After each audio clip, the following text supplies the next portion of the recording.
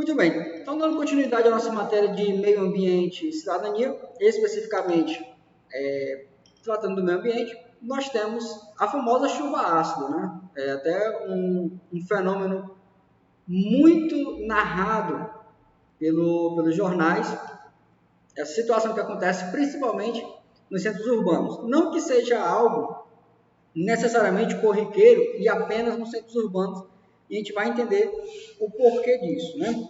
Mas, trocando aqui por miúdos, ela é causada por gases tóxicos liberados na queima de combustíveis como carvão e petróleo. Então, nós já vimos aí através do conceito de poluição do ar, que é toda a composição alheia à formação natural da atmosfera, nesse ozônio azul, isso chamamos de poluição, poluição atmosférica, poluição do ar. E aí nós sabemos que essa poluição ela retorna para a Terra através da chuva ácida. Então, a sua formação se dá pelos gases ácidos que são formados pela poluição das chaminés, indústrias, veículos, que se misturam no céu. E aí, depois dessa misturada, deixa eu achar aqui meu pincel está. Depois dessa misturada aí, quando a chuva cai sobre a Terra, essa mistura ácida ela acaba tocando, né, em pessoas, animais, florestas, objetos, gerando mazelas. Problemas causados pela chuva ácida.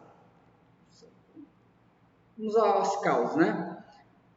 Agride as florestas, mata a vida aquática e torna os solos improdutivos. Então, sim, ela tem uma incidência e é um problema impactante no meio ambiente dentro da zona urbana e também fora dela, né? No solo, ela dissolve os principais nutrientes das plantas. Nas florestas, reduz a capacidade de obter energia por meio da fotossíntese, né? Reduz a capacidade da árvore de obter a energia por meio de fotossíntese. Essa fotossíntese, por sua vez, que é a produção de energia, né, para a sobrevivência da planta. No ser humano, quando ela é inalada por muito tempo, causa náuseas, dor de cabeça e doenças respiratórias graves. Nos objetos, rompe camadas de proteção das pinturas dos carros, fazendo a carroceria enferrujar.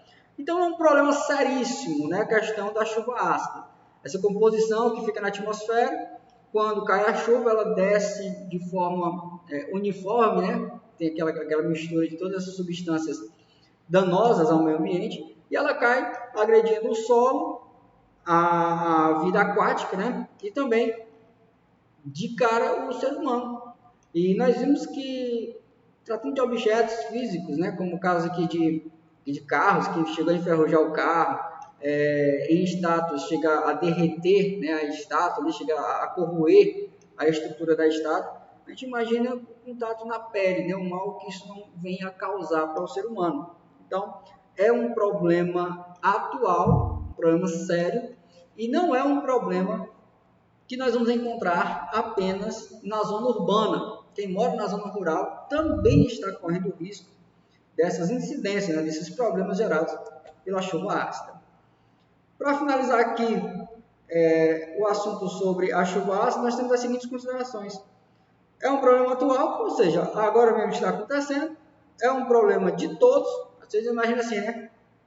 Mas a minha cidade ela não polui tanto assim, então não é um problema de todos. E sim, por quê? Porque a chuva nem sempre vai cair no lugar de origem onde foi liberado aquelas substâncias poluentes. Por conta das correntes de vento, esses gases tóxicos podem ser transportados por mais de 2.000 quilômetros, né? Nesse caso, ele não colocou um limite de até 2.000 quilômetros, mas por mais de 2.000 quilômetros. Pode ser que caia antes ou depois, né? Então, por isso que a poluição produzida pelo meu vizinho, ela tem total impacto também sobre a minha casa. Então, quando a cidade vizinha ela polui demais, esse gás não necessariamente vai cair sobre a cidade de onde está sendo oriunda a poluição, mas advindo de outros lugares por conta das correntes de vento. Então, isso nos faz ter mais empatia e também a questão de exigir que as pessoas, de uma forma geral, procurem cuidar do meio ambiente, porque, infelizmente, quem polui não faz mal apenas a si. Quem polui causa um mal generalizado. Além de conhecer as leis de trânsito, todo condutor precisa conhecer ações que ajudam a poluir menos o meio ao qual vive. Então, é interessante, de além de conhecer as normas de trânsito, beleza, faz parte, também conhecer ações que ajudam a poluir menos o meio ao qual vive. E eu acho que isso passa por uma formação, obviamente, ética, né? Uma formação de educação sobre como poluir menos. E eu acredito que mesmo que nós não tenhamos conhecimentos técnicos, mas o nosso subconsciente fala quando a gente está agredindo o meio ambiente a qual nós estamos vinculados. E aqui nós temos algumas ações que podem ser tomadas por condutores para podermos alcançar esse objetivo de diminuir a poluição. Vamos a elas. Troca de marcha na rotação certa. Como é que funciona essa questão de rotação tem a ver com o meio ambiente? Quando você, por exemplo, acelera muito o veículo para poder trocar marcha, ou seja, você aumenta a rotação do veículo muito para depois trocar marcha, você acaba aumentando o consumo de combustível. Consequentemente, você acaba lançando mais gases para a atmosfera. Evite reduções constantes de marcha e acelerações bruscas. A gente viu que a questão da aceleração brusca é quando você pisa no pedal com mais força, ou quando você, ali na empunhadura da motocicleta, você acaba também realizando isso de forma mais aprofundada. Então, essas acelerações bruscas, como já vimos, aumentam a rotação do motor, que consequentemente queima mais combustível e lança mais substâncias à atmosfera. A questão de evitar reduções é porque, segundo os engenheiros mecânicos, o veículo ele tende a consumir mais combustível nas primeiras marchas, porque é quando ele está na inércia, né, paralisado, você coloca ali a primeira marcha, da primeira para a segunda, automaticamente, né, a gente acaba sempre acelerando mais do que nas outras marchas. E essas marchas mais baixas, essa redução de velocidade, consequentemente, aumenta também a liberação de gases nocivos. Tira o pé do acelerador quando estiver no semáforo parado, além de você evitar a poluição sonora, reduzir o consumo de combustível, você também evita lançar na atmosfera mais substâncias danosas à atmosfera. Né? Faça a manutenção preventiva do veículo. Né? Um dos exemplos a gente vê que é o motor desregulado. Um motor desregulado ele tende a soltar um gás ainda mais nocivo para a atmosfera, porque, por exemplo, o motor desregulado ele pode fazer com que o veículo não queime todo o combustível que foi lançado ali na câmara de combustão. E aí, além de você ter um desperdício de combustível que não é barato, né, você ainda tem a questão da poluição do meio ambiente.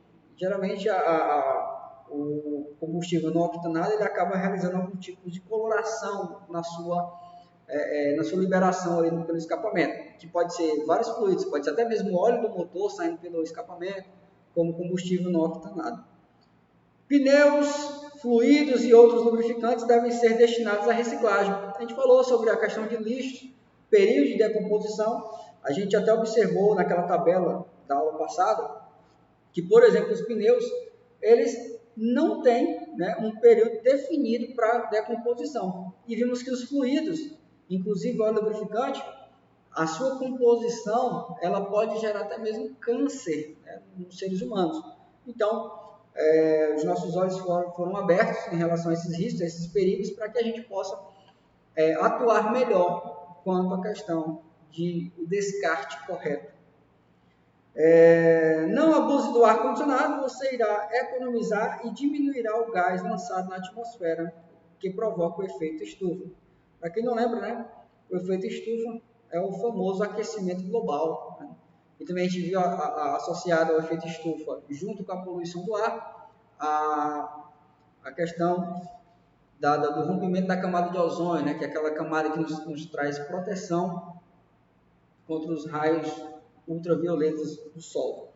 Sobre a questão do ar-condicionado aqui, realmente, quando nós não utilizamos o ar-condicionado, nós temos um consumo maior de combustível. Logo, é um combustível que não foi octanado, não foi queimado, e está lá resguardado no tanque. Então, aquele combustível não foi para a atmosfera, né, depois queimado.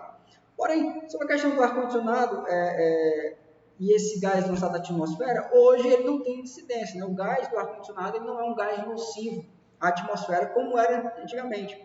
O gás antigamente das geladeiras, né, do ar-condicionado, dos aerosóis, todos esses eram gases danosos à atmosfera, principalmente a camada de ozônio. Mas hoje, os veículos se utilizam de gases menos poluentes que não causam tantos males assim à atmosfera. Vale lembrar que se nós for provocar aí qual tipo de gás inimigo da camada de ozônio, você vai lembrar da autoescola. Olha o macete, né? O CFC, o clorofluorcarboneto. Beleza? CFC, clorofluorcarboneto. Era o gás que era utilizado na composição ali, né, de substâncias que é utilizado no gás de cozinha, no gás de geladeira, no gás de ar-condicionado, entre outros aí. O CFC era o principal vilão. Sobre desenvolvimento sustentável, o que nós temos sobre este princípio? O conceito de desenvolvimento sustentável é o desafio que nós temos de conciliar o crescimento, o desenvolvimento, né, o progresso junto com a ecologia.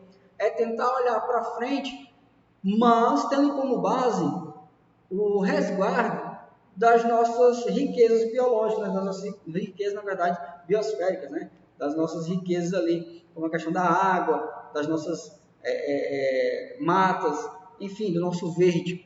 E hoje, ainda bem, a humanidade ela olha um pouco mais com apreço esses princípios que nós temos aí na nossa biosfera, né? Essas nossas riquezas naturais. É tanto que hoje já se fala em veículos elétricos, né? Onde nós não teríamos ali o lançamento de gases nocivos para a atmosfera, dentre outras modalidades que visam o bem-estar social, mas também o progresso social. A principal ferramenta para que o desenvolvimento ou o ecodesenvolvimento aconteça é através da educação ambiental, que por ela nós poderemos entender que a biosfera tem uma capacidade limitada, as ações do homem acarretam em modificações nefastas à saúde e a garantia dos elementos necessários à sobrevivência da geração seguinte. Não vale de nada conseguirmos chegar em gerações posteriores, né, sem matar a nossa própria espécie, sendo que a próxima geração não vai ter riquezas para subsistir. Nesse caso, vindo também só demorar para acontecer, mas acontecer a mortandade ali no ser humano. Vamos ver aqui um vídeo que fala sobre as consequências da poluição. Quero passar esse vídeo para vocês aqui para trazer esse ar refletivo aqui. Se passar pelo YouTube.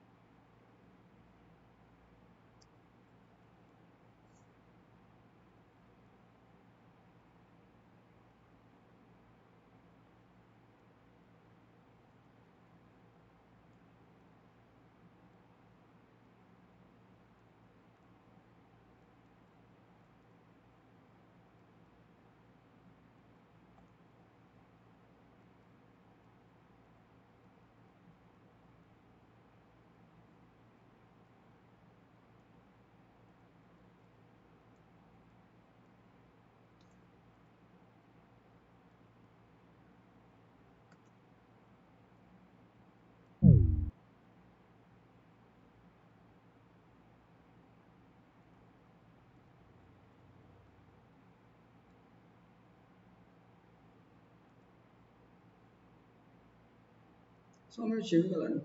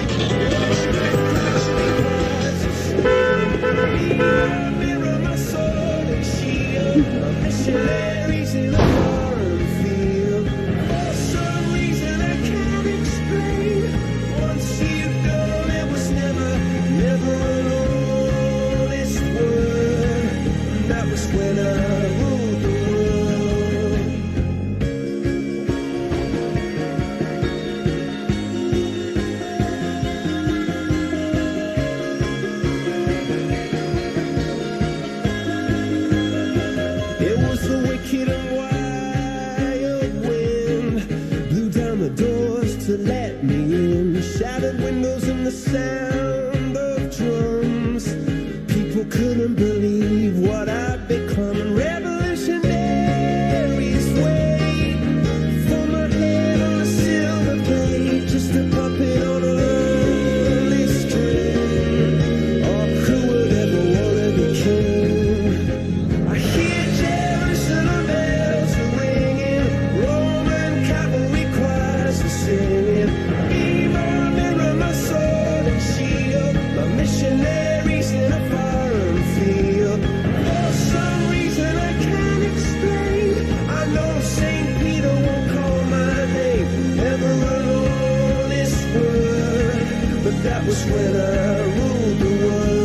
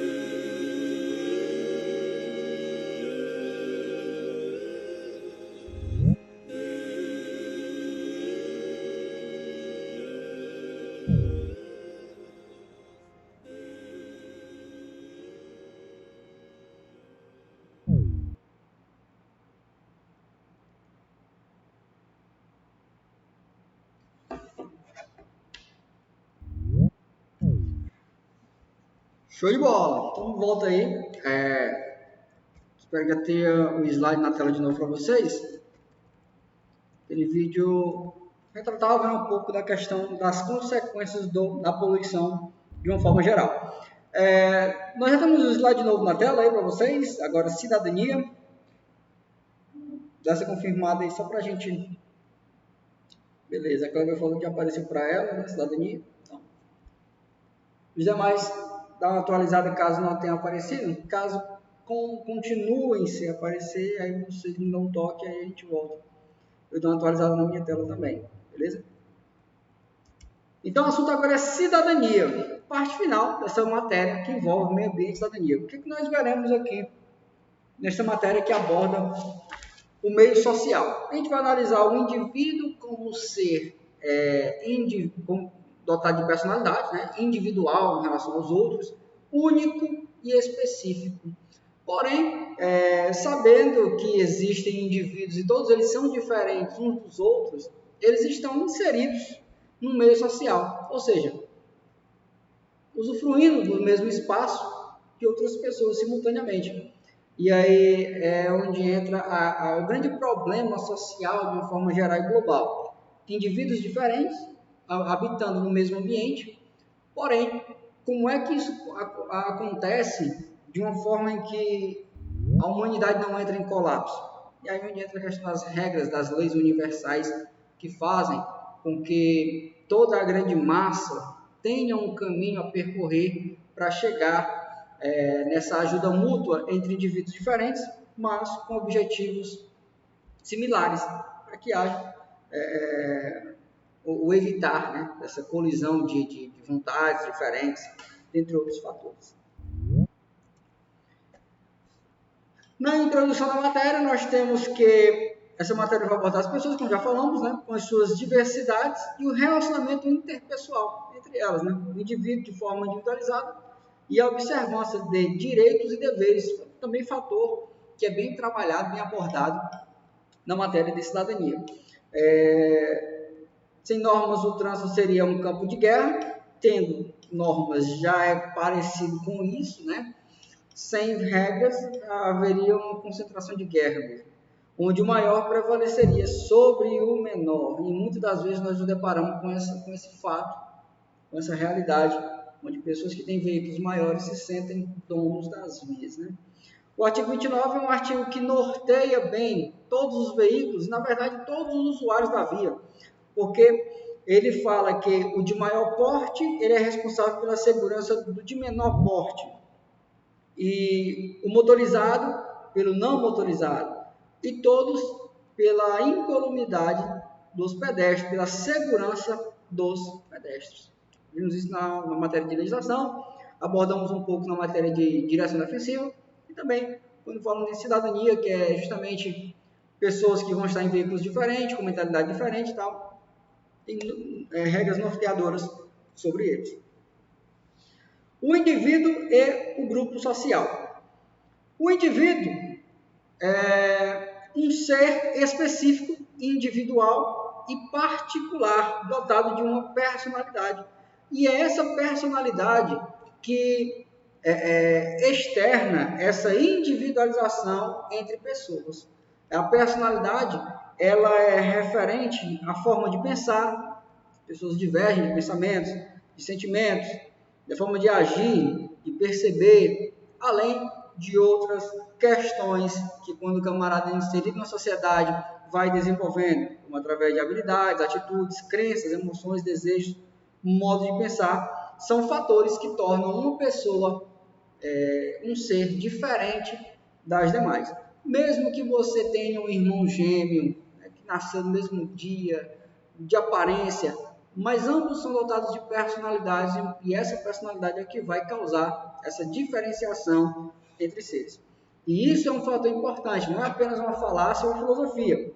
É para que você veja a importância, né, do entendimento, da compreensão de que você vai estar conduzindo seu veículo em via pública com pessoas que têm pensamentos diferentes dos seus, pessoas que podem ou não agir de forma correta no trânsito.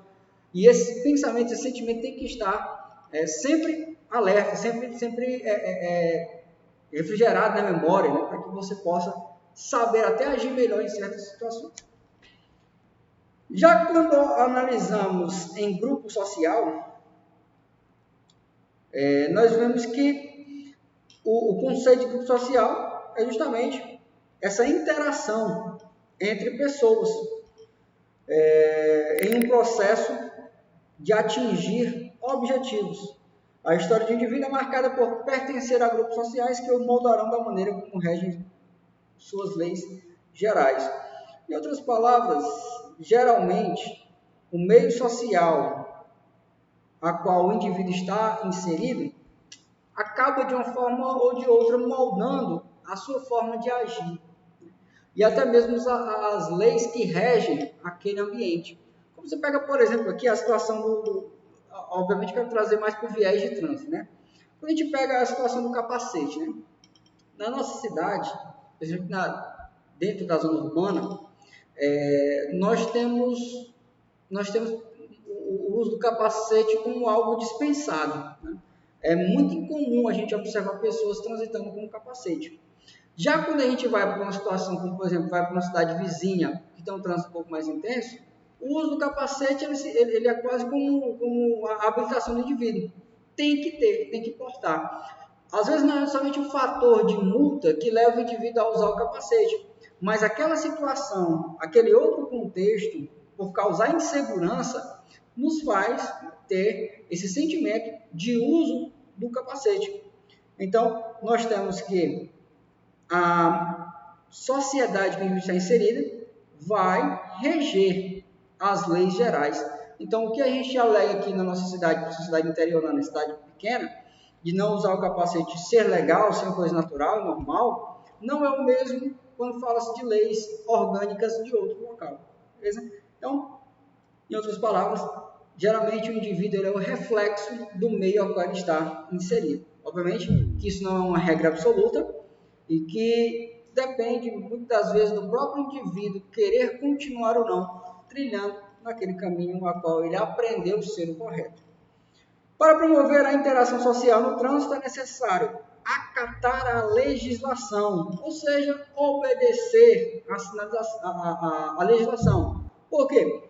Porque para que haja confluência de pensamentos, de uma forma geral, entre indivíduos diferentes, eu preciso ter uma lei que venha reger a todos. E essa lei, se observada por todos, vai gerar a impossibilidade da criação de uma guerra, né? Então, ou seja, a obediência dessa lei universal, que serve para mim e serve para você, é o fator determinante para que não haja conflitos de interesse no meio viário.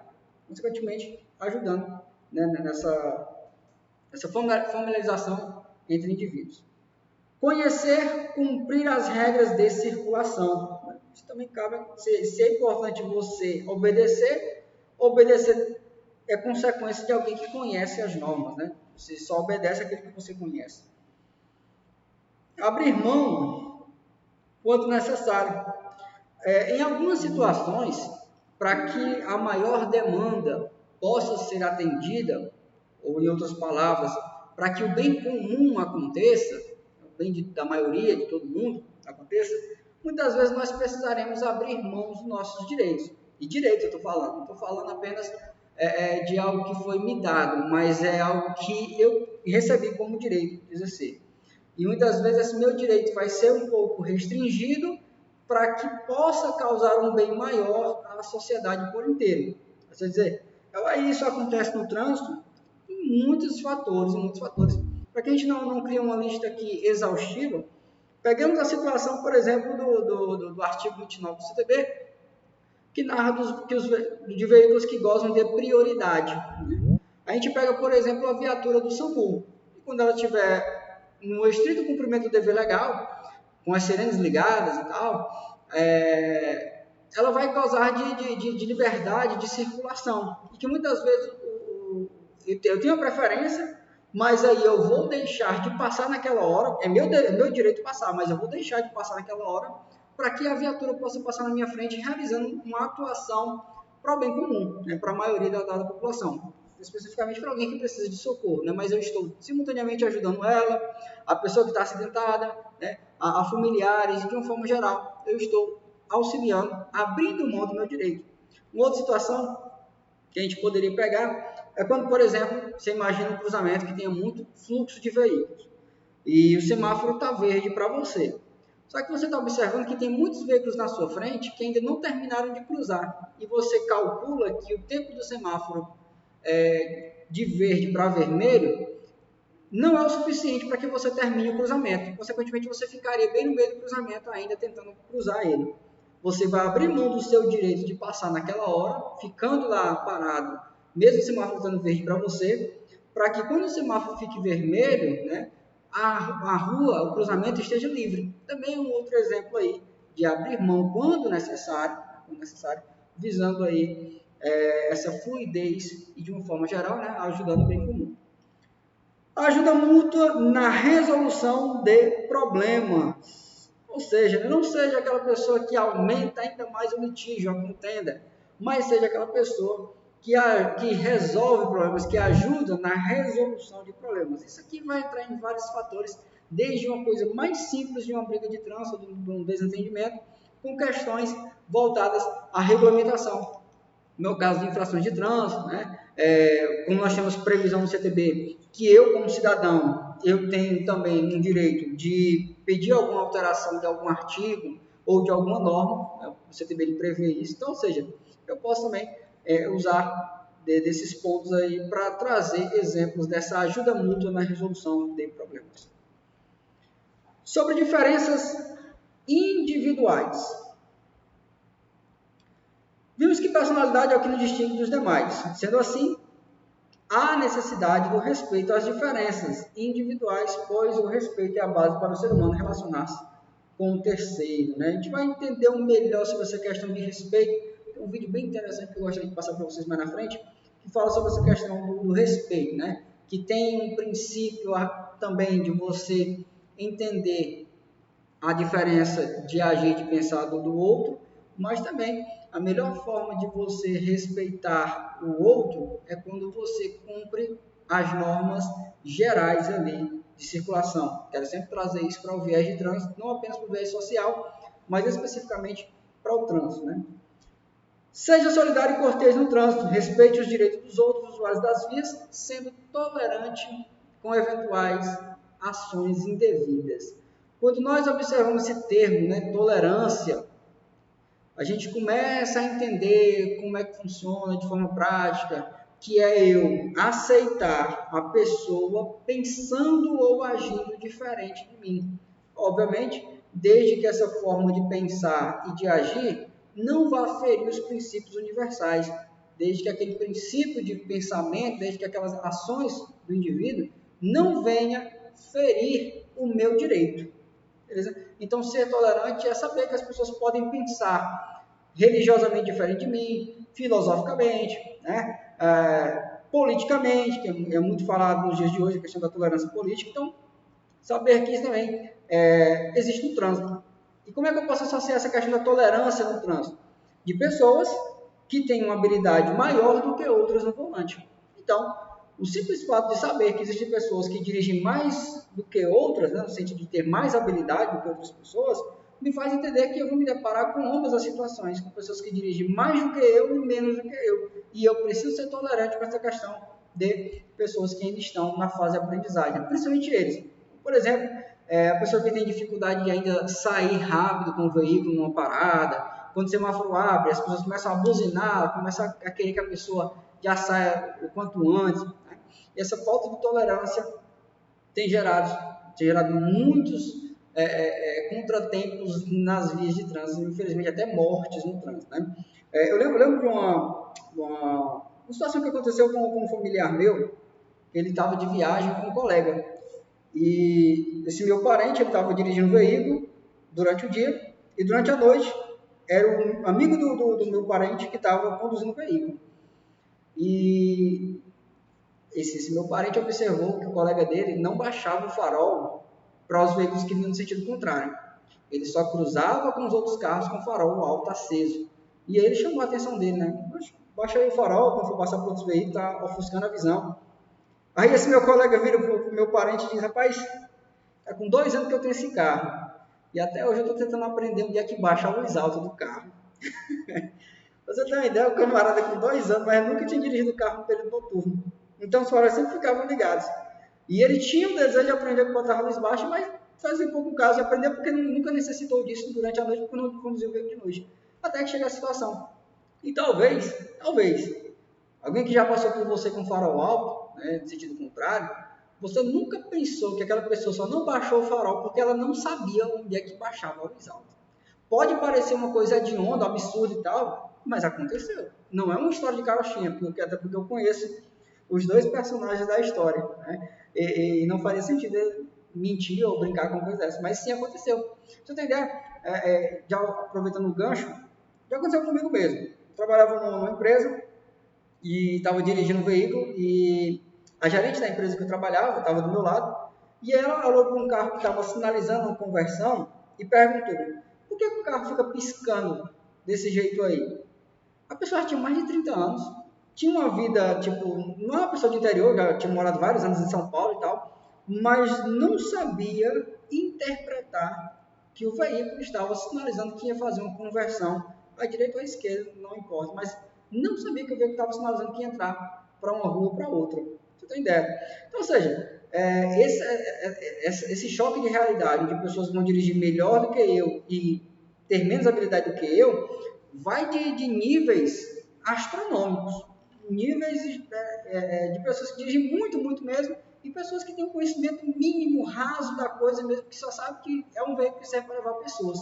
Mas outros instrumentos acabam não tendo tanto conhecimento assim. Então, é interessante sabermos disso aí, e obviamente essa matéria ela vai trazer esse choque de realidade para que a gente possa refletir melhor sobre pessoas diferentes usufruindo de um mesmo espaço. No trânsito, você será desafiado a agir com racionalidade e haverá uma luta entre razão e emoção. Constantemente, nós somos pegos tomando decisões e as nossas decisões elas passam por filtros que podem ser de modo razoável, quando utilizar a razão, ou através da emoção. E podemos dizer em regra, né, de forma geral, que a maioria das atitudes, das ações que nós temos baseadas quanto à questão da emoção, da parte sentimental, elas acabam gerando arrependimento posterior. Mas, quando nós agimos através da razão, que passa por vários filtros, que utilizam do racional para a tomada de decisão, por mais que não seja a melhor decisão, mas quando racional, dificilmente vai gerar um sentimento de arrependimento posterior. Então, é interessante que mesmo que eu esteja altamente estressado, altamente irado com qualquer situação que aconteça no trânsito, eu preciso respirar fundo e raciocinar sobre o que é melhor a ser feito em várias situações. E vale ressaltar que diariamente nós passamos por isso. Diariamente nós passamos por essa situação de agir com a razão ou com a emoção. Atitudes que demonstram solidariedade no trânsito. Quais seriam elas? Fazer uso da comunicação objetiva e clara. Né? Se existe a comunicação objetiva, obviamente existe o contrário dela, né? Que seria aquela subjetiva. A objetiva é aquela em que eu determino com exatidão o que eu quero. Então, não fica uma coisa meio que desentendida, mas que fica bem entendida a todos. E se existe a clara, é porque existe a gema. Na verdade, existe a clara e existe a escura, né?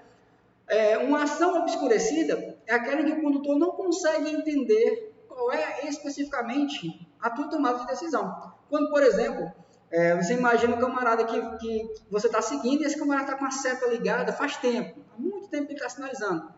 É o tipo de sinalização não clara. Por quê? Porque você não entende que se ele esqueceu de sinalizar ou se ele antecipou demais o que ele queria fazer com algum tipo de conversão. Então, fica uma coisa meio que obscurecida para os outros motoristas. Então, sempre agir de forma objetiva e clara. Proceder com civilidade, né? Ou seja, com urbanidade, com decência, com os demais usuários. Abrir mão dos próprios direitos em favor do bem comum, já falamos sobre isso anteriormente. Aceitar os demais usuários das vias com suas limitações. Evitar o cometimento de infrações. Cultivar o respeito entre os indivíduos. E entender que os seus direitos são limitados pelos direitos dos outros. Se existe uma forma bem prática de você executar o respeito sobre os outros, como falamos anteriormente, é quando você respeita os direitos dele. Então, quando eu faço isso, quando eu vou até onde me cabe, até onde me limita o meu direito, consequentemente, não ultrapassando essa marcação, eu acabo automaticamente respeitando o direito dos outros. E vale ressaltar, né, que, como a gente viu aqui, sobre a questão de aceitar os demais usuários da via com suas limitações, é aquele entendimento que eu posso trazer para a minha profissão, né? Todo aluno, ele quer ser, não bem tratado, porque isso é uma questão de ética, é um dever profissional, mas ele quer que o seu instrutor, né, que o seu educador, seja o mais cortês possível, seja o mais paciente possível, seja aquela pessoa que vai entender das suas limitações. Vamos pegar essa métrica aí de aluno e instrutor. Aplique esse mesmo princípio quando você estiver conduzindo na via e se deparar com pessoas que dirigem menos do que você. Que você seja mais paciente, que você trate com civilidade essa pessoa, que você possa ser tolerante com esses outros usuários da via. É o mesmo princípio. Então, a gente começa até a entender melhor sobre essa questão de direitos e deveres, né? Ou de respeito ao direito dos outros. É mais ou menos, faça com os outros aquilo que você quer que os outros façam consigo. Sobre o relacionamento interpessoal, ou seja, entre pessoas, nós temos que no trânsito, o convívio das pessoas nas vias apresentam problemas conflitantes relacionados com, antes de narrar isso aqui, esses aqui são fatores que levam ao conflito entre pessoas, vale trazer uma informação interessante. Quando nós pegamos a questão de mortes de pessoas no trânsito, infelizmente hoje, um dado que tem entrado para estatísticas de morte no trânsito não é somente de acidentes, mas de discussão entre motoristas. Às vezes é algo banal que acaba em morte. Então, cuidado. Muitas vezes você não sabe quem é a pessoa que você está discutindo. E muitas vezes você não sabe como é que está o estado psicológico e emocional daquele indivíduo. Então, não entre em questões voltadas ao trânsito. Eu sei que, como já falamos anteriormente, é uma das atividades diárias mais estressantes que o ser humano se depara todos os dias, mas você tem que ser racional sempre. Né? Você tem que ser racional sempre. Por mais que tenha acontecido algum dano material, lembre-se, o dano material ele pode ser reposto, né? Refeito. Você pode comprar um novo, mas que demore um pouco mais de tempo, mas vida você só tem uma. Então, não vale a pena entrar para a estatística de assassinatos no trânsito por conta de discussões banais. Então, vamos ver que tipos de fatores podem desencadear esse tipo de situação que pode levar o indivíduo a matar o outro, né? O predomínio da máquina sobre as pessoas, em que os veículos maiores e melhores dão a falsa impressão a quem os conduz de que tem mais direitos que outros, né? Eu fui fazer algumas viagens com meu pai, né? Não sei se confidenciei para vocês algumas vezes que ele é caminhoneiro, né? Ele faz viagem de Fortaleza para Juazeiro, Fortaleza para Sobral, e algumas vezes eu fui viajando com ele, pegar alguma experiência e tal, auxiliá-lo. E eu pude ver que é muito comum a gente se deixar levar pelo tamanho do veículo que a gente conduz. Não é um problema de caminhoneiros, é um problema psicológico, emocional, né? Irracional, posso até dizer assim, de que realmente quando você está na condução de um veículo de grande porte, um veículo que toma a via, que faz com que as pessoas tenham medo, há um ar de egocentrismo assim, crescente no indivíduo, que faz com que ele pense realmente que ele tem mais direito do que os outros, que a via é para ele e não para os demais.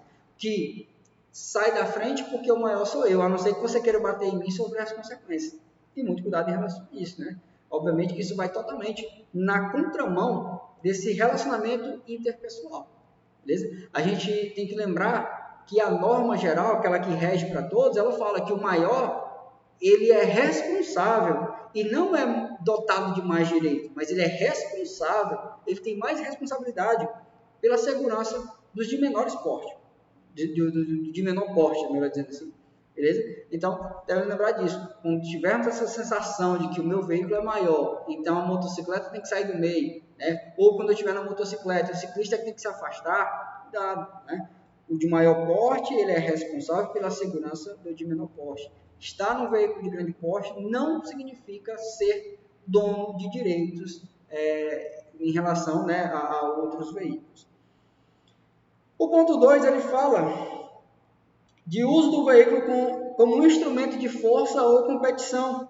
É muito difícil, né, que também nessa parte psicológica, a gente não acaba associando aquela sensação de que quando estamos num veículo, por exemplo, de alta cilindrada, vem aquela sensação, poxa, esse veículo foi desenvolvido para ser transitado com alta velocidade.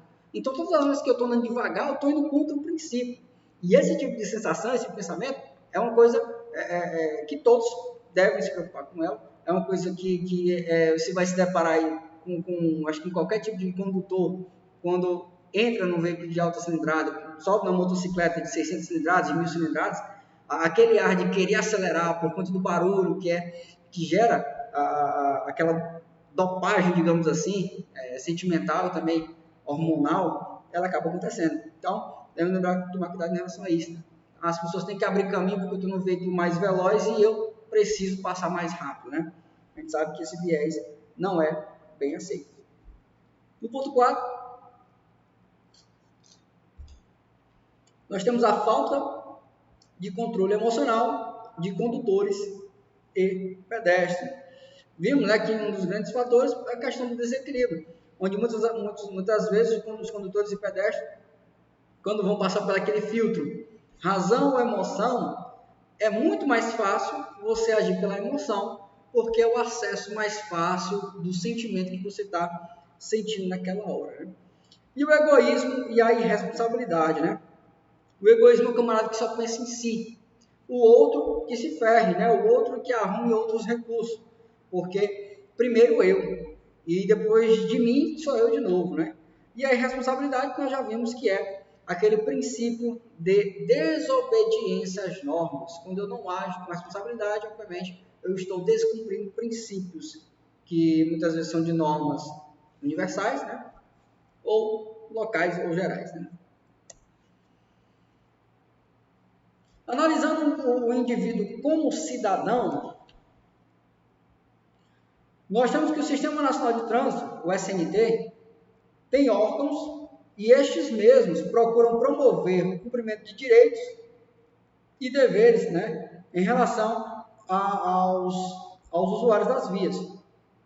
Direitos e deveres do cidadão de trânsito. Vale ressaltar que o CTB ele prevê que a responsabilidade através de danos materiais causados aos veículos ou a condutores de responsabilidade objetiva, né, objetiva dos órgãos de trânsito, cada um dentro da sua responsabilidade.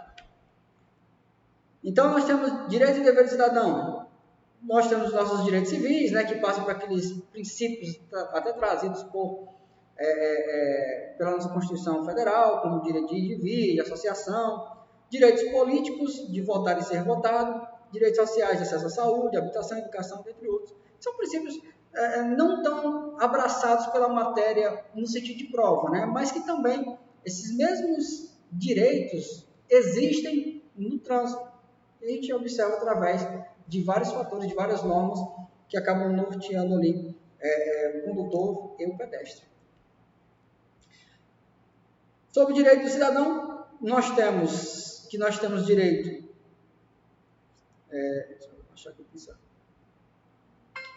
a ações em direito da vida, ao meio ambiente. Nós temos aqui uma gama de princípios que foram vistos lá na matéria de legislação, que são justamente os objetivos do Sistema Nacional de Trânsito, e através de cada um desses princípios aqui que foram elencados aqui, nós temos órgãos específicos para cuidar de cada fator, né? Como, por exemplo, a gente pega aqui de julgamentos. A gente aprendeu que existe um órgão que julga recursos que foram interpostos por condutores, por exemplo, a JARE, né?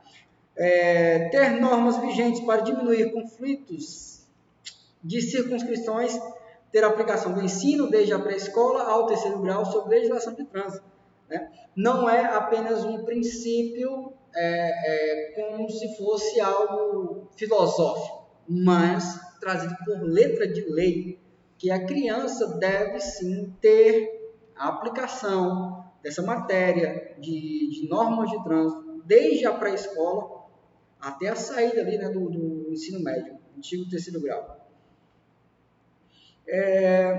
Reivindicado os órgãos do Sistema Nacional de Trânsito sobre sinalização, fiscalização e implantação de equipamentos de segurança, ampla defesa, né? Ninguém pode te restringir quanto ao que você puder usar como defesa na sua justificação de aplicação para defesas prévias que você pode utilizar em processo administrativo.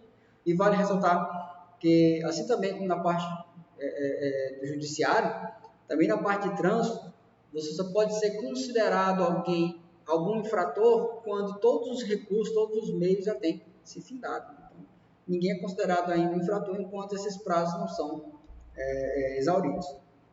Trânsito ordeiro e sem violência e o respeito com o pedestre. Esses dois princípios aqui que são trazidos como direitos, eu acredito que ele passa mais pela questão de ser algo inerente ao próprio cidadão do que mesmo algo trazido do órgão à sociedade.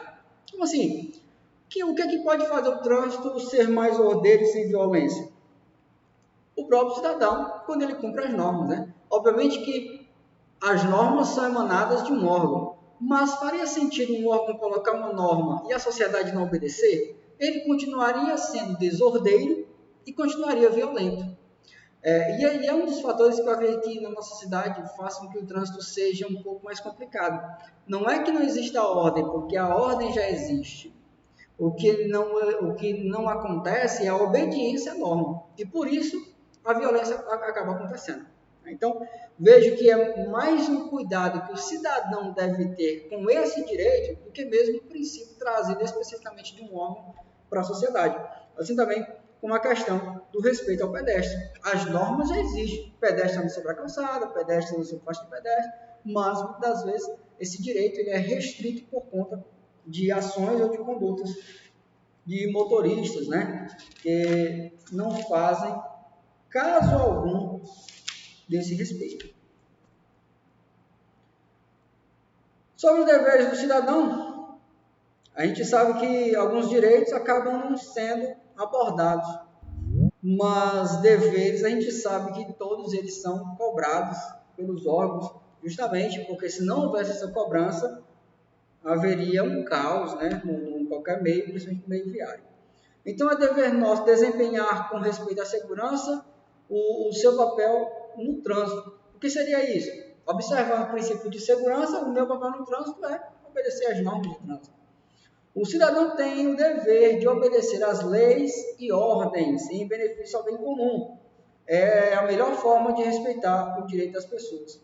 Então agora, todas as vezes que alguém fala para mim o que é respeitar o outro, é quando eu consigo, né? Quando eu consigo exercer o meu direito sem ultrapassar o limite onde entra o direito do outro. É eu ir até onde eu posso com os meus direitos, desde que este não lese de alguma forma o direito do outro. Então essa é a forma de respeitar os outros. Não é respeitar, não é você pensar da mesma forma que o outro. É você mesmo pensando de forma divergente, isso não gera algum tipo de mal ao próximo. Beleza? E aqui eu quero trazer, já que a temática aqui é trânsito, eu quero trazer um vídeo bem interessante que narra sobre esse princípio de como é o respeito no trânsito. Como é essa questão de respeitar o direito dos outros, né? Eu impor limites aos meus direitos. E aqui eu quero trazer esse videozinho para mostrar para vocês aqui. Não sei se eu tenho ele aqui fácil na tela do computador ou se eu vou ter que baixar ele aqui do YouTube de novo. Só um minutinho que vai dar certo.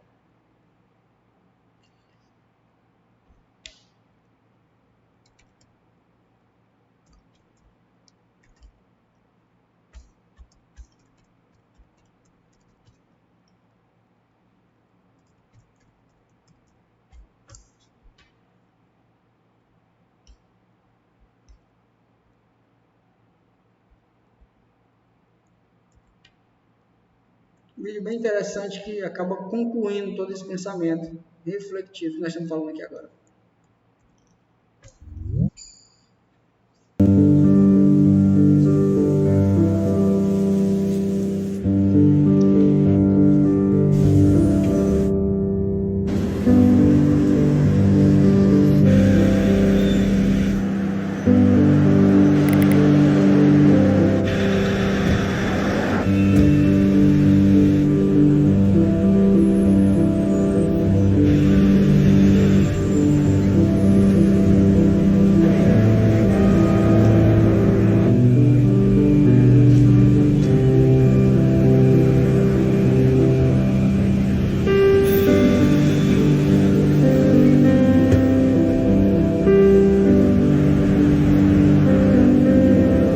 Quem fala? Ah, sim, fui eu. Eu vou já para aí, está bem? Não, deixa aí.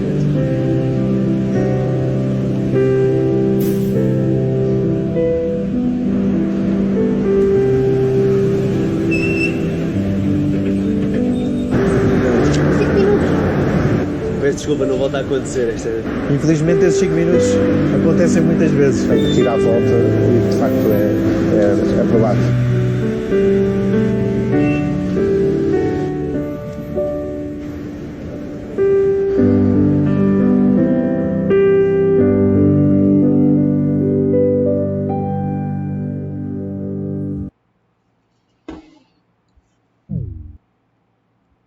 Show de bola, né? Show de bola.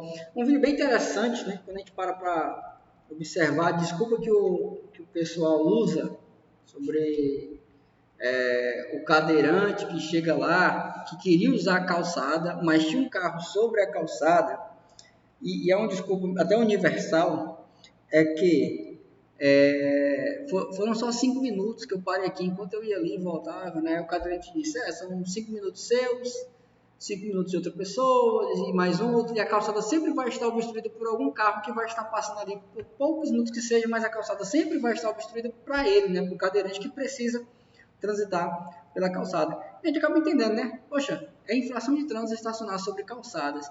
Agora, por quê? É só porque eu não posso deixar meu carro na sombra? Né? A minha moto ali na sombra? Não. É porque quando você faz isso, você tira o direito do pedestre de transitar sobre a calçada. consequentemente, o seu direito, né, que você acha que é o seu direito de botar na sombra, acaba ferindo o direito do outro. A gente começa a entender melhor sobre essa questão. Qual é a melhor forma de respeitar o outro? Cumpra as normas de trânsito.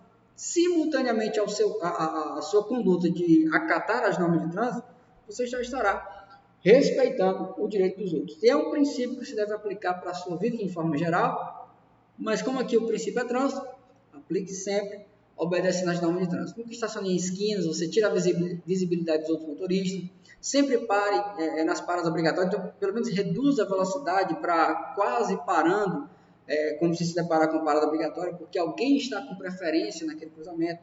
Então a gente começa a entender que o respeito às normas, simultaneamente acontece o respeito aos outros usuários das vias. Exatamente, gente, está tudo escuro. Espero que agora já não esteja mais tudo escuro, né? Pois é, realmente a questão do estacionamento é um exemplo que eu citei porque acontece demais. A gente com os veículos de grande porte que acabam vindo para a nossa cidade, aí acabam parando de todo jeito na contramão, atravessado na rua. Hoje mesmo me deparei com 2 veículos atravessados na rua quando estava dando aula prática pela manhã. São situações que as pessoas de fora que vêm para cá sabem que as normas aqui não são respeitadas, né? Eles fazem pouco caso também de respeitá-las. Vamos lá. A bicicleta como alternativa de meio de transporte. Então já vimos que a bicicleta ela funciona como alternativa e a gente precisa observar quais são os princípios que podem me levar a trocar um veículo automotor pela bicicleta. Tem que valer muito a pena, né? Porque trocaremos o cômodo lugar de dentro de um carro ou sobre uma motocicleta, né? A velocidade de chegar a certos lugares. Algum fator tem que ser benéfico para que me faça sair desse comodismo para uma situação menos cômoda, mas que gere algum tipo de benesse para mim e também para o cenário viário de uma forma completa, né? A gente viu que, e obviamente que só vai fazer um pouco de mais sentido quando falamos da zona urbana, né? Onde geralmente as coisas são mais próximas umas das outras, então acaba sendo até mais rápido ir de bicicleta do que mesmo com outro veículo. Eu até falei, né, na aula de direção defensiva, quando falávamos sobre condições adversas de via, que eu particularmente prefiro transitar por locais menos transitados, né, ali por outros veículos, do que mesmo por local muito compartilhado. Então, por exemplo, quando eu vou para casa, eu prefiro ir pela perimetral, onde tem um trânsito mais livre, vou chegar mais rápido, não porque eu vou andar mais ligeiro, não somente por conta disso, mas pela ausência de trânsito, do que pelo centro, né, onde eu vou encontrar vários tipos de situações e muitas delas desagradáveis. Então, isso me faz querer lançar por lá. Quando imaginamos uma cidade de um porte maior, como capital de Fortaleza, São Paulo, né, outras capitais, torna-se algo interessante você mudar da motocicleta, até mesmo do carro, principalmente do carro, para a bicicleta. Da motocicleta, porque a motocicleta é um pouco mais difícil você trocar a bicicleta pela moto, a moto pela bicicleta, na verdade, por conta de que a moto também é um tipo de veículo que gera muita mobilidade. Se é um veículo menor, você pode transitar por corredores e alcançar certas distâncias mais rápido do que até mesmo no carro. Pouquíssimas situações a bicicleta se sobressai em relação à motocicleta, a não ser pelo viés de meio ambiente, né? Mas, vamos lá, quais são os benefícios e vantagens da bicicleta? É mais ecológica por não utilizar combustível, então ela se sobressai em relação a todos os outros por não utilizar nenhum tipo de combustível. E vale ressaltar que nós temos hoje um mercado bem abrangente de bicicletas elétricas, o que torna o veículo mais rápido e também ainda continua sendo um veículo não poluente. Não emite gases poluentes e não produz poluição sonora. É um meio de transporte sustentável com muita mobilidade. Não provoca congestionamento. Realmente eu nunca vi um congestionamento de bicicleta, né? De moto já vi, de carro, mas de bicicleta não. Então, em relação à mobilidade, até mesmo da motocicleta, a bicicleta ela acaba sendo mais viável. Custa menos do que um carro e baixa manutenção. Ainda bem que ele usou a expressão carro, né? Porque hoje uma bicicleta, dependendo do modelo, você compra uma moto, né? Com o valor que estão cobrando nas bicicletas. Mas quando eu comparo com o carro, pronto, a bicicleta ela ganha do carro, né? Obviamente que você não precisa escolher a melhor bicicleta do mercado. Você pode escolher uma bicicleta que seja viável. Essa bicicleta aí, se der uma pesquisada no Google aí, essas bicicletas desses atletas profissionais, de valor maior do que o carro, né? Mas, obviamente, nós estamos falando de fatores mais próximos à realidade do brasileiro. Faz bem para a saúde e melhora a qualidade de vida. Então, em relação à saúde, ela disparadamente ela ganha da motocicleta, ganha de qualquer veículo automotor, né? Porque lá, você, como eu falei, no comodismo, você está sentado. E na bicicleta você está ali pedalando e tal, evitando o sedentarismo e ajudando também a reduzir o risco de doenças do coração. Acho que essa pandemia ela tornou muitas pessoas em atletas, né? As pessoas começaram a ficar com medo de morrer, aí dizem, não, é melhor fazer alguma coisa aqui, senão eu vou morrer. Então, os atletas estão começando a surgir aí por meio de força coercitiva, né? Ou vai ou morre, né? Beleza? Bicicleta como alternativa de meio de transporte. Oi. O Maduro comentando aí sobre o preço da bicicleta. Isso é pesado, né? Legislação sobre bicicleta. Sobre circulação. Nós temos que deve ser feito por ciclovia ou ciclofaixa. Caso não haja ciclovia ou ciclofaixa, pelo acostamento. Beleza? Acostamento é lugar de pedestre, mas pode vir a ser local também de bicicleta, porque bicicleta não é veículo automotor. Pelo bordo da pista de rolamento, no mesmo sentido de circulação regulamentado para as vias. Então, ou seja, as bicicletas não transitam em sentido contrário dos outros veículos, no mesmo sentido de circulação dos veículos. E sobre os equipamentos obrigatórios, nós temos a campainha, sinalização noturna, dianteira, traseira, lateral, dos pedais e espelho retrovisor do lado esquerdo. É por isso que você vai lembrar que a bicicleta vai transitar pelo lado direito da via, no mesmo sentido dos veículos, para que o retrovisor que vai ficar do lado esquerdo possa fazer essa observância em relação a quem vem ou deixa de vir pelo lado esquerdo. E as infrações de trânsito, ciclista só comete infração de natureza média. Beleza? Ciclista só comete infração de natureza média.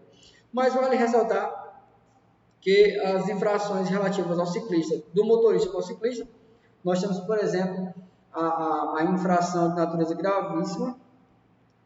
Na verdade, infração de natureza grave, perdão, né? É grave. Quando você deixa de ultrapassar, quando você ultrapassa, melhor dizendo, o ciclista, com a distância de menos de 1,5 metro.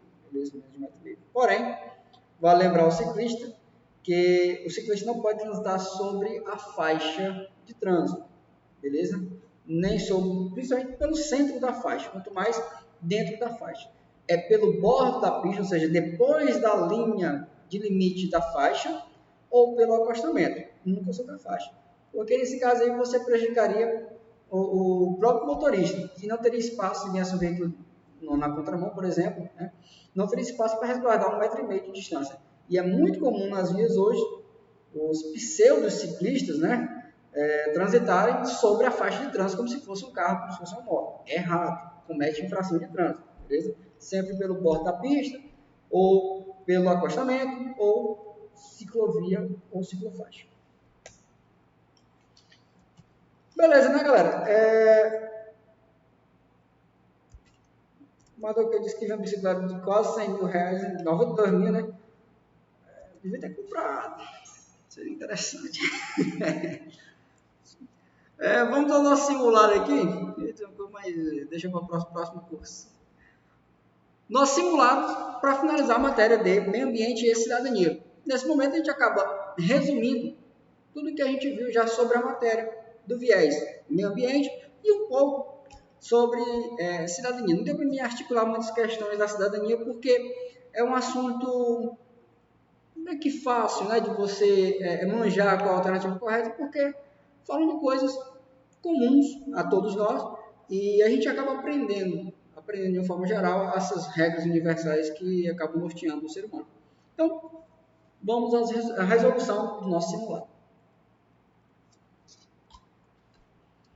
Atualmente, em nosso planeta, os principais meios de poluição do ar são... Então, o que é que tem poluído o ar? A. As queimadas. B. As residências. C. Os automóveis e indústrias. E D. Os pedestres. Com certeza, hoje, no cenário atual, os maiores responsáveis, ou os principais, como diz a questão, são os automóveis e indústrias, né? Se tivesse só automóveis aqui, já seria essa. E ainda tem as indústrias, então ficou o casamento perfeito para ser escolhida a alternativa C. Meio ambiente é conceito de meio ambiente. A. Conjunto de todas as condições que afetam a existência, o desenvolvimento e o bem-estar dos organismos. Perfeito, né? Perfeito. Então, a por enquanto. B. Apenas um lugar no espaço? Não, posso colocar também os seres que habitam naquele local. Está errado. C. São todos os seres vivos, excetuando o homem? Não, o homem também faz parte, né? Faz parte também. Trata da convivência, a alternativa dele trata da convivência entre os habitantes da zona rural. Está errado? Não. Mas a ela tem um conceito legal. Que é o seguinte, trata da convivência dos habitantes da zona rural? Também. Da zona rural, da zona urbana, né? Entre seres, no caso, homens e animais. Então, não está errada, mas quando eu comparo com a alternativa A é mais completa. Beleza? Mais completa. A questão número 3. Qual dos órgãos abaixo é responsável por determinar os limites de emissão de gases nos veículos automotores? A gente vê alguns órgãos, né, que cuidam dessa questão do meio ambiente. Qual deles é responsável por tratar da limitação de gases dos veículos? A. IBAMA. B. CISNAMA. C. CONAMA. E D. FENABRAVE. O IBAMA ele é um tipo de órgão fiscalizador, mas ele não tem esse princípio de fiscalizar veículos, né? A gente vê mais a questão de fauna e flora, né? Tá fora. B. CISNAMA. O CISNAMA é o Sistema Nacional de Meio Ambiente. O CISNAMA, esse sistema, melhor dizendo, é a junção de vários órgãos. Inclusive, você vai encontrar dentro dele o próprio IBAMA e o CONAMA, né? Mas o sistema em si, ele até pode, eu posso até dizer que ele atua nesse sentido aí, só que seria muito genericamente. Por quê? Porque ele tem um órgão mais específico que cuida desses limites impostos aos veículos quanto à questão de emissão de gases, beleza? Então, por ser geral demais, não é ele. Alternativa C é a alternativa correta, o CONAMA, que faz parte do CISNAMA, né? Que é um órgão dentro do sistema. O CONAMA, ele é o órgão responsável. Lembra que eu falei, né, que o Czinho aqui é de carro, você vai associar isso aos veículos automotores, né, o carro. Né? E o FENABRAVE, Federação Nacional Brasileira, trata de uma questão mais estatística, sobre a questão de entradas e saídas de veículos, de contagens de veículos nacionais, entre outros fatores. Não é função do FENABRAVE trazer essa limitação. Alternativa C.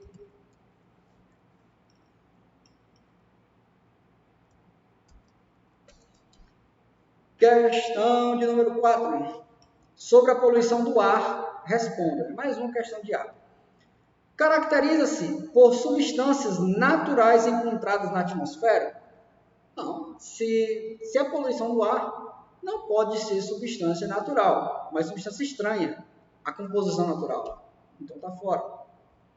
B. A poluição é encontrada principalmente na zona rural? Errado, na zona urbana, né? Principalmente na zona urbana nós vamos encontrar essa incidência de poluição do ar. Porque na zona urbana, né, ou seja, nos grandes centros urbanos, nós temos uma grande incidência de veículos e de indústrias.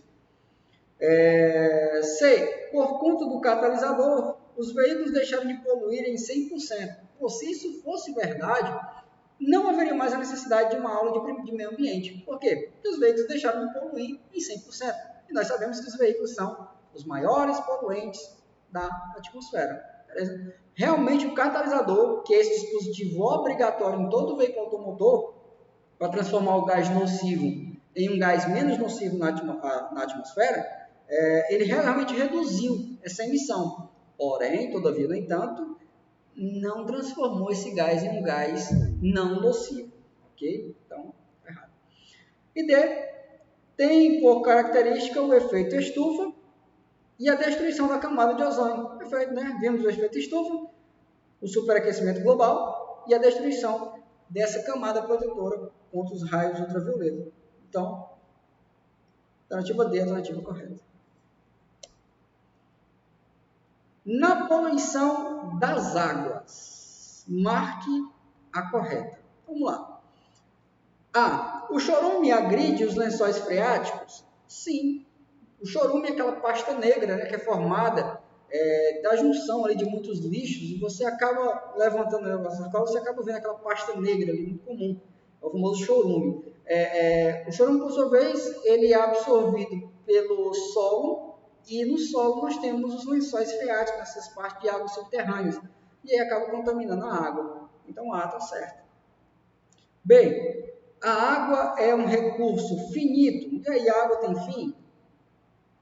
Quando falamos de água potável, sim, ela é um recurso finito, né? Acredito que também seja o viés aqui trazido aqui. É porque nós temos mais água do que terra, né, no planeta. Mas acredito que a questão está narrando o princípio da água potável. Então tá certo. O lançamento de esgotos em rios é a causa da poluição das águas. Ok.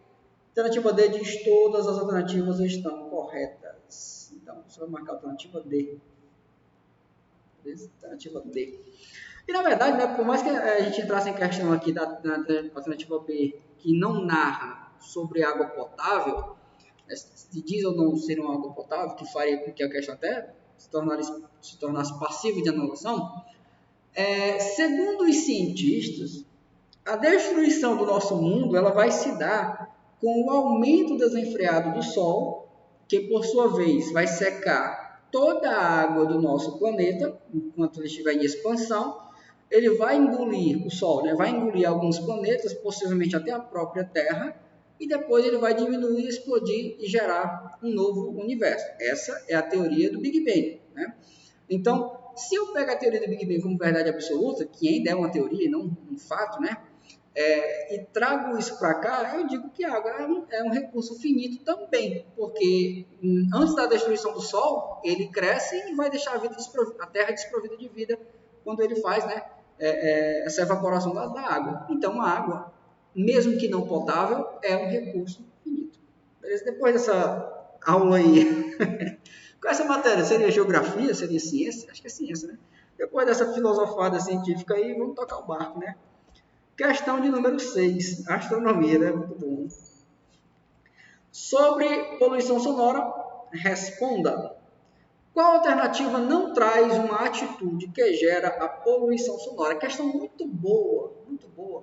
E eu vou deixar vocês responder essa daqui e eu vou responder, vou dar 30 segundos aí. Vocês dão uma pausa no vídeo e aí responde e depois dá o play de novo. Já 30 segundos para você responder essa questão aí. Questão boa de prova, de dar prova.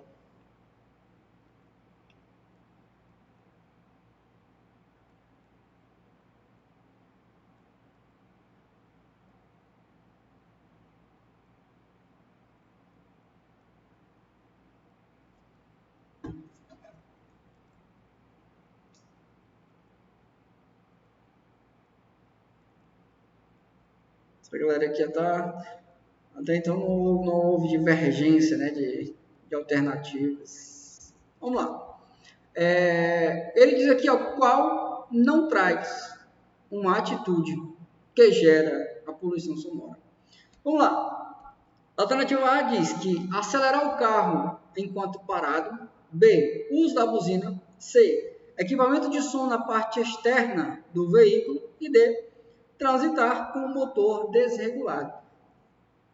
Qual destas não gera uma atitude da poluição sonora? Né? Qual não traz uma atitude que gera poluição sonora? Obviamente, quando você acelera o carro, quando ele está parado, gera, né, uma poluição sonora. O uso da buzina, muito mais. C, equipamento de som na parte externa. E o paredão não gera poluição sonora, não? Não, né? O paredão por si só ele não é uma poluição sonora. Ele pode ser até uma poluição visual, né? Porque dependendo do tamanho do bicho, do tanto de luz que ele possa ter, ele pode gerar essa poluição visual. Mas sonora por si só, não. ele precisa estar ligado e não pode ser qualquer tipo de volume que já configure a poluição sonora. Precisa estar em volumes não autorizados pelo CONTRAN. Beleza? Então, alternativa C. Beleza? Simples fato de ter um paredão na parte externa não caracteriza como a poluição sonora. Ideia é transitar com o motor desregulado, né? Sim, o motor desregulado é aquele que vai causar aquele barulho, aquele ruído mais alto, estrondoso, que causa um desânimo em muita gente que está próximo ao veículo, né? Exatamente. Esse é o esquema. Questão de número 7. Poluição das vias de trânsito. Geralmente são causadas por condutas de condutores e passageiros. O que pode ser feito para evitar esse tipo de poluição? Então, vamos analisar que tipo de ação de conduta pode ser feita para evitar esse tipo de poluição. A. Pedir aos passageiros, quando o carro estiver em movimento, para que tentem acertar as cestas de lixo, né? Isso aqui vem quando acontece em aula, sabe? Eu estou comendo alguma coisa, eles passam de perto daquela cesta ali, vê se eu acerto. Às vezes eu erro. Tá errado, né? Obviamente, tentar acertar as cestas de lixo com o carro em movimento é complicado, né? Além de ser difícil, não é a conduta correta. B. Levar consigo um saquinho faz sentido. Você coloca o lixo dentro do saquinho, depois realiza o descarte, né? A B está certa. C. Jogar apenas lixo orgânico, pois estes pertencem ao meio ambiente. Esse aqui é a cara do meu pai fazer isso aqui. Você está comendo uma banana ali, aí joga a casca de banana, vai natureza, toma o que é teu. Errado também, né? Obviamente não é uma conduta correta a tirar. E obviamente que isso aqui, principalmente no trânsito, cenário viário urbano, né? Você tem mais prédios do que mesmo árvores, né? Tá errado. D. Se não tiver sido o condutor o responsável pelo lixo jogado do veículo que conduz, ele não deverá se importar, pois não há infração de trânsito para ele. Totalmente o contrário da norma, né? O condutor, ele é responsável não só pela infração, né? Dele mesmo ter jogado o lixo, mas também de outros terem arremessado o lixo que estão no carro dele. Tem até aquela história que eu estava com outro instrutor, né? E ele acabou jogando suco de caixinha e eu paguei a multa, né? Beleza? A alternativa B é a única correta. Deixa eu achar aqui esse pincel. O pincel passa com facilidade.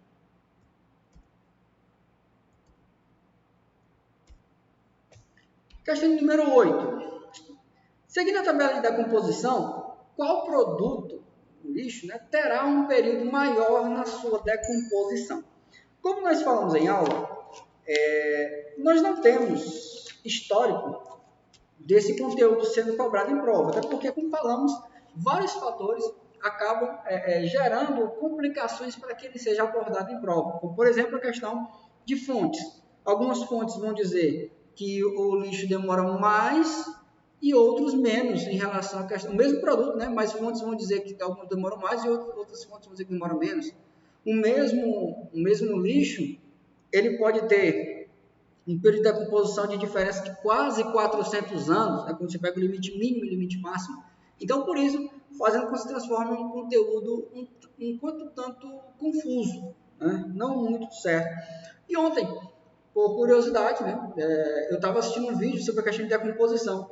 E o que era abordado era o plástico. Pela nossa tabela, o plástico, nós temos na nossa tabela que ela mais de 100 anos. Não é que eu tenha decorado, mas é porque eu estou com ele em mãos aqui. E, na verdade, o cientista que estava abordando o vídeo lá, ele disse que o plástico, em certos contextos, ele não se decompõe jamais. Alguns cientistas fazendo testes com micro-organismos, o saco plástico não se decompôs. A luz solar pode acelerar essa decomposição, mas mesmo assim ele fica um período incerto. É tanto que o cara até levantou uma questão interessante, né? Que quando foi que o primeiro plástico foi desenvolvido no mundo? Era na década de 1900 e uns quebrados já. Aí ele vai dizer assim, então o primeiro plástico desenvolvido no mundo ainda está entre nós, no primeiro e o segundo, porque realmente quando você coloca em mais de 400 anos, o plástico ainda está por aqui, né? Então, é muito complexa essa questão. Mas, vamos tentar responder essa daqui. Vamos pegar, a gente viu que na nossa lista tinha uns que demoravam mais e outros menos. Vamos tentar aqui ver se a gente consegue descobrir o qual produto tem maior, né? Período maior. O papel está fora, o papel, se não me engano, são 3 meses. Metal, vidro e alumínio, né? O metal, em relação ao alumínio, ele tem um período menor. Agora, quando eu pego o vidro e alumínio, segundo a nossa tabela, a gente viu que o vidro ele tem tempo de decomposição de 4.000 anos, né? 4.000 anos. Só que o alumínio, segundo a nossa tabela, ele não se decompõe, né? Não se decompõe. Então, vamos ficar com a alternativa, olha que é escrito aqui mesmo, ficar com a alternativa D de dado. Mas, se você der uma bugada aí, você vai ver que em algumas fontes o vidro também é um tipo de material que não se decompõe. Dependendo da fonte, vai haver essa informação aí. Questão número 9. Dependendo do tipo de combustível utilizado pelo veículo, o gás expedido poderá ser diferente uns dos outros. Que alternativa traz o gás relativo ao combustível queimado? A gente sabe, né, que os gases queimados são resultantes de combustíveis que foram octanados. E cada combustível gera um gás diferente. Ele quer saber qual é o gás relativo ao combustível queimado. Vamos lá. A alternativa A diz que os aldeídos é a resulta da queima do diesel. Tá certo? Tá errado. É a diazina que é a resulta da queima do diesel. A B diz que a diazina é a resulta da queima do álcool e do diesel. Meias verdades. Do diesel sim, mas do álcool não. A queima do álcool gera aldeídos. A alternativa C diz que o monóxido de carbono é a resulta da queima da gasolina. E está perfeito. O monóxido de carbono é a resulta da queima da gasolina. Aldeídos da chaminé, não, aldeído é do combustível, né? Do álcool, não da chaminé, beleza? A alternativa C de casa é a alternativa correta. Sobre a chuva ácida, marque a alternativa incorreta. Incorreta. B. Vamos começar a dar A que é melhor, né? É um problema sério e atual? Sim, é um problema sério e atual. B.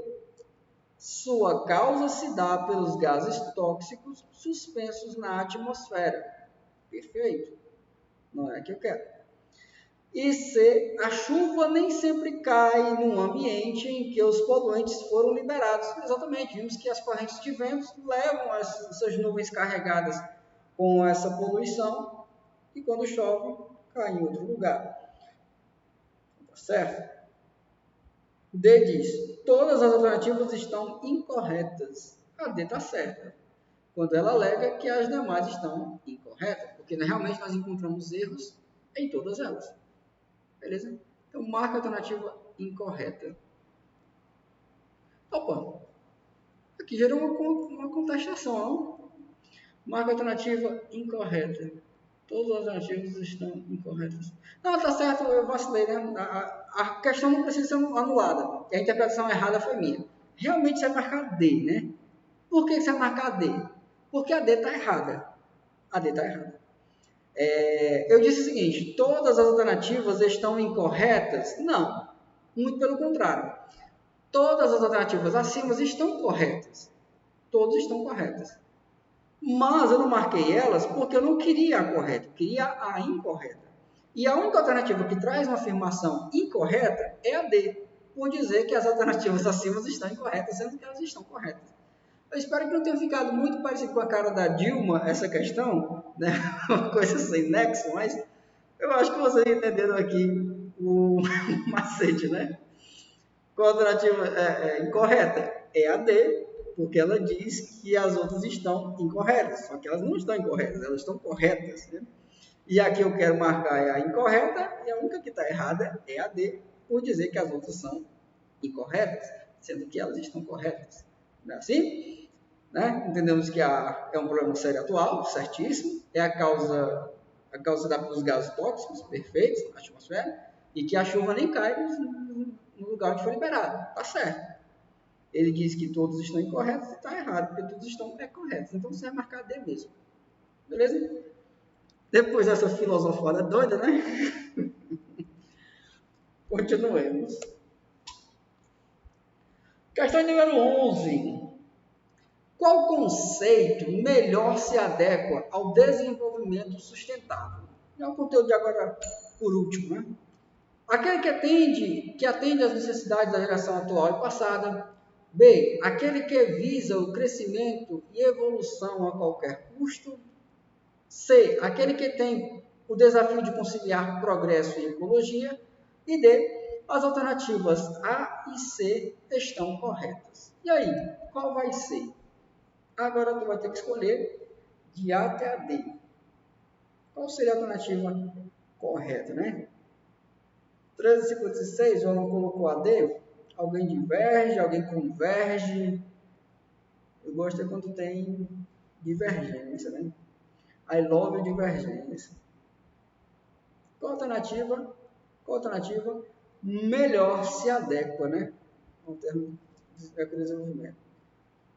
Divergência, né? Pedro foi na alternativa C de sábado, né?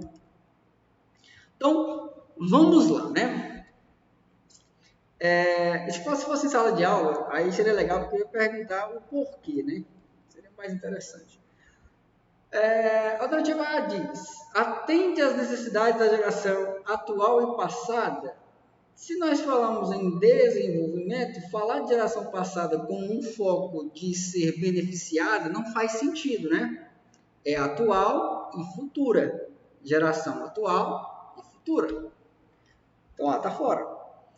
Aqui vez o crescimento e evolução a qualquer custo? Não, porque nós temos as reservas da nossa biosfera como algo finito e precisa ser resguardado. Então, não é a qualquer custo. É observando não acabar com o que temos, como nossas riquezas naturais. C é aquele que tem o desafio de conciliar progresso e ecologia? Perfeito. E D, A e C estão corretas? Não, porque a gente encontrou um errinho na alternativa A, fazendo com que ela ficasse indevida. Beleza? Então, alternativa C. Questão número 11. Questão de número 12. Essa que eu peguei ontem para botar no simulado aqui hoje. A cidadania é um conceito que possui diversos significados, em geral, relacionados com a participação do sujeito cidadão dentro da sociedade e a relação com seus direitos e deveres. Assinar a alternativa que melhor expressa a ideia de cidadania. A maneira que o indivíduo encontra para responsabilizar o Estado por sua condição, isso aqui não define, né? A cidadania não define esse princípio que a gente viu anteriormente, né? De responsabilizar, eu só estou aqui por conta do Estado, né?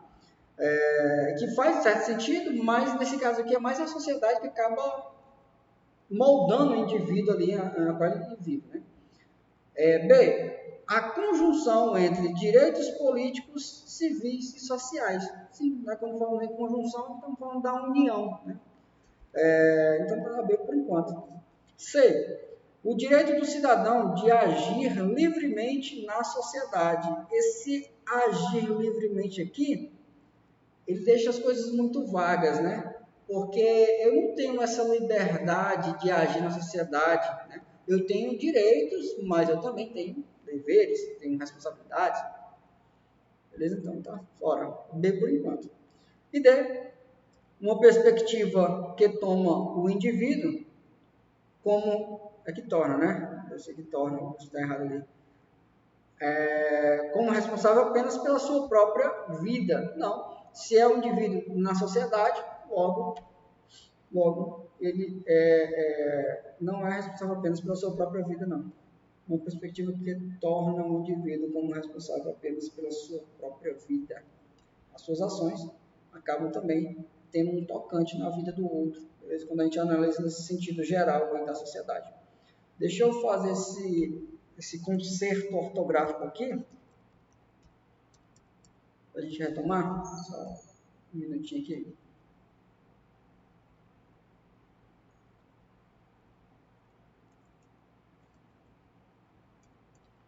Fazer aqui.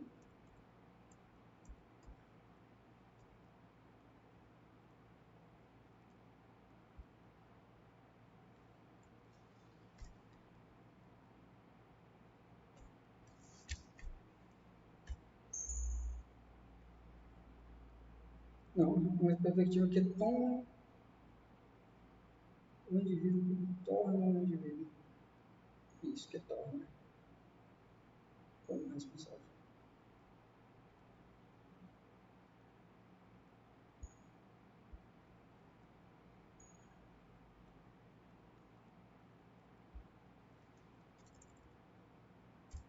Deixa eu ver se como, né? Bom, quem sabe faz ao vivo, né?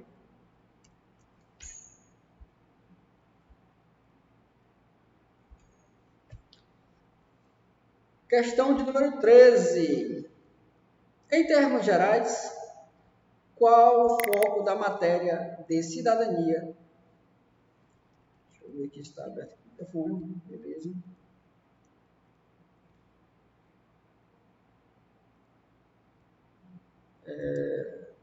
Não, passaram para outra hora aqui, né? 4h25, 16h25 é o término da aula. Em termos gerais, qual o foco da matéria de cidadania? Qual o foco da matéria de cidadania apresentada no curso de formação de novos condutores? Eu acho que falta uma vírgulazinha para ficar um pouquinho mais entendida essa descrição de questão. Mas deu para pegar o sentido, né? Em termos gerais, qual o foco da matéria de cidadania apresentada no curso de formação de novos condutores? Então, qual seria esse foco da matéria? Em termos gerais, né?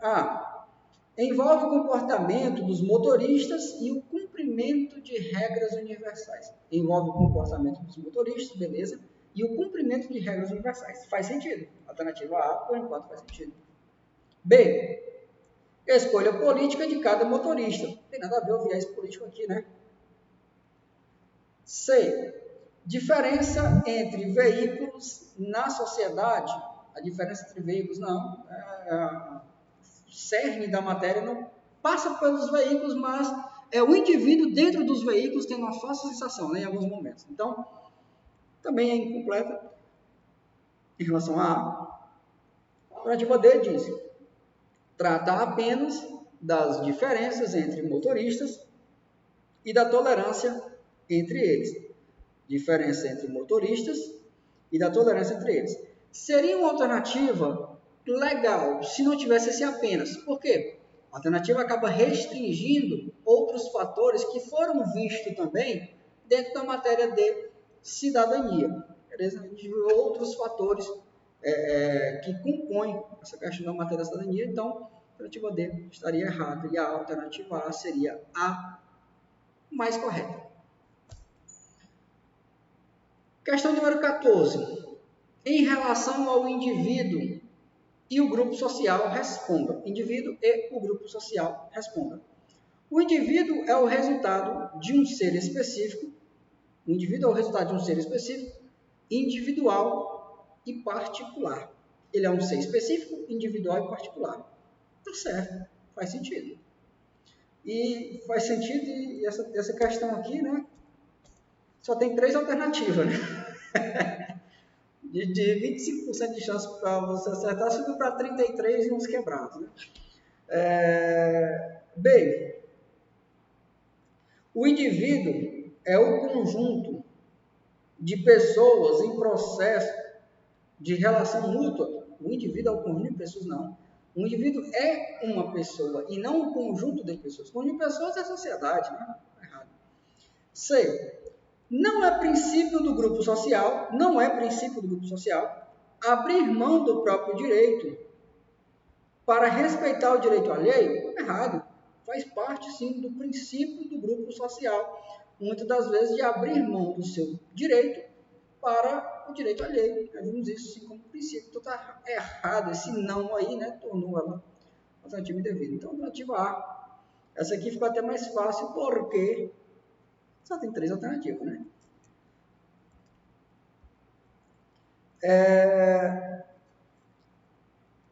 Acorda, Edson.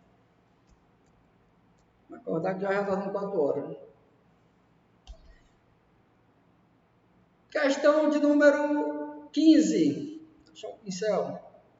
São atitudes que demonstram solidariedade no trânsito. Vamos lá. Que atitudes seriam estas que demonstrariam solidariedade no trânsito? A. Aceitar os demais usuários das vias com suas limitações. Isso é solidariedade no trânsito? Demonstrar? Sim.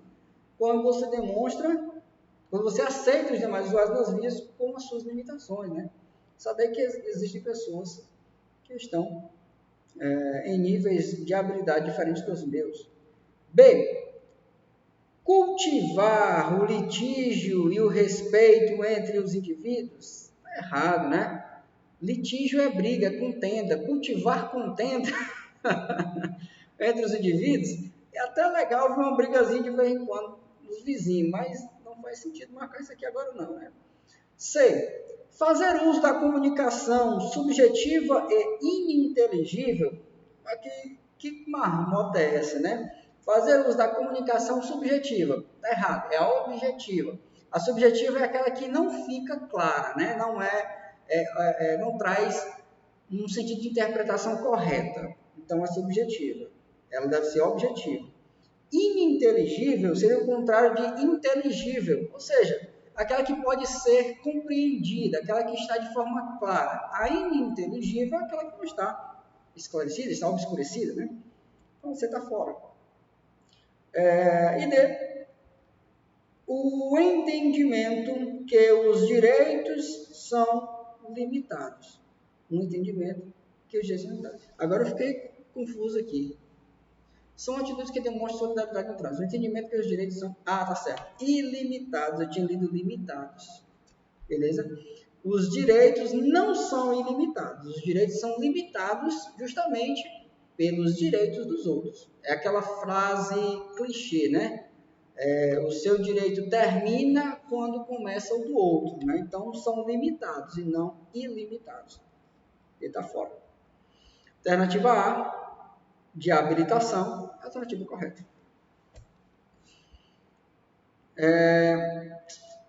Questão número 16. O relacionamento interpessoal entre pessoas, né? Relacionamento entre pessoas, trata do convívio das pessoas nas vias públicas. Show! Que fator não atrapalha esse tipo de relacionamento? Vamos ver o que é que não atrapalha o relacionamento interpessoal entre pessoas no trânsito. A impressão de que veículos maiores e melhores têm mais direitos. Você vai analisar a alternativa, né? A impressão de que veículos maiores e melhores têm mais direitos. Essa impressão, ela atrapalha ou não o relacionamento? Você vai dizer que sim. Se sim, se atrapalha, não é a que você quer. É por isso que é interessantíssimo fazer a interpretação da questão, porque a questão é fácil, mas se você não interpretar, você joga por água abaixo de uma alternativa, uma questão fácil, né? Então está fora. B. Quanto mais potente o veículo, mais rápido ele deve ser conduzido. Você acha que esse tipo de situação, né, esse fator de pensamento, né, que quanto mais potente for o seu veículo, mais rápido você deve ser conduzido, isso atrapalha? Aliás, isso é um fator que não atrapalha? Atrapalha sim, beleza? Atrapalha sim. C. Falta de controle emocional. Atrapalha ou não? Sim, atrapalha. Falta de controle emocional atrapalha. Se sim, não é que eu quero. Essa questão ela é bem intelectual, viu? Ela é bem intelectual. O cara que desenvolveu ela, eu não sei se é porque eu já estou com o cérebro ficando meio bugado aqui por conta do tempo, o tempo do curso, e vem quando dar uma falhada, mas eu posso dizer para vocês que o cara que desenvolveu essa questão, além dele ser um cara inteligente, bonito, charmoso. Ele, né, manja bem na questão aí. Vamos lá, alternativa D. Altruísmo e responsabilidade. O altruísmo, ele é o antônimo de egoísmo. O egoísmo é você pensar somente em si. O altruísmo é pensar mais no outro, né? Pensar nos demais. Isso não atrapalha, e a responsabilidade também não atrapalha o relacionamento. Muito pelo contrário, ajuda no relacionamento entre usuários da via. Beleza? Alternativa D, alternativa correta. Beleza?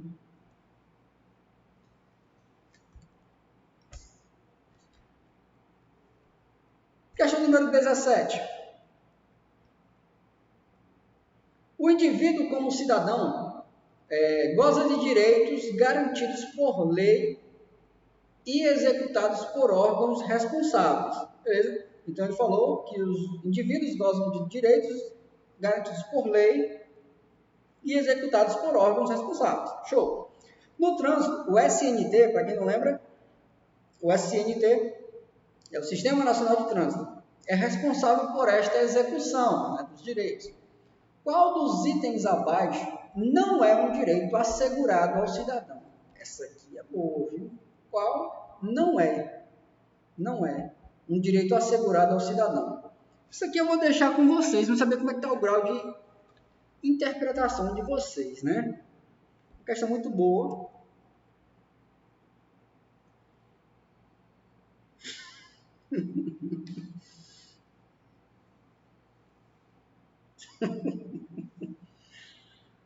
Não posso rir demais, não, que eu estou gravando a aula, viu? Depois eu vou ver essa mensagem de novo.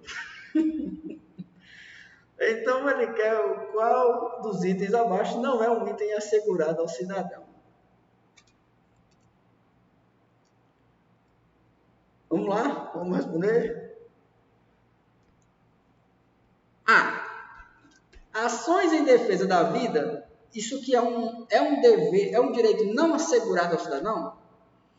Não pode misturar prática com teoria, não. Se for misturar prática com teoria, você não vai marcar nenhum. Você vai marcar tudinho, na verdade. Né? Vamos só de teoria. A defesa da vida é um princípio pelo CTB. O artigo 1º fala, artigo 1º, parágrafo 5º, que o CTB, as ações do CTB visam a questão da defesa da vida, da saúde e do meio ambiente. Beleza? Então, é um direito assegurado. Então, está fora. Porque ele quer um que não seja assegurado. Então, a alternativa A é. B. Respeitar as normas de segurança no trânsito. Aqui achamos ela. Por que aqui já respeitar as normas de segurança no trânsito não é um direito assegurado ao cidadão? Porque isso aqui é um dever e não um direito. Quem é que respeita as normas de trânsito? Não é quem desenvolveu as normas, mas sim quem recebeu as normas, os usuários. Beleza? Então, respeitar as normas de segurança é um dever e não um direito. Show? Então, a B por enquanto. C. Um trânsito ordeiro e sem violência? Perfeito, isso aqui é assegurado. E D. Ser respeitado como pedestre também é um direito assegurado. Beleza? Então, o único que não é a B, porque a B não trata de um direito, mas sim de um dever. Questão de número 18. Com foco na educação viária. Que alternativa aborda uma ou mais condutas de um bom motorista? O foco é a educação viária, ele quer uma conduta, ou mais de uma conduta, dependendo da alternativa, né? De um bom motorista. A. Respeita as normas de trânsito. Isso é uma conduta boa, tá certo? Ativar por enquanto. B. Respeita o direito das outras pessoas. Perfeito. C.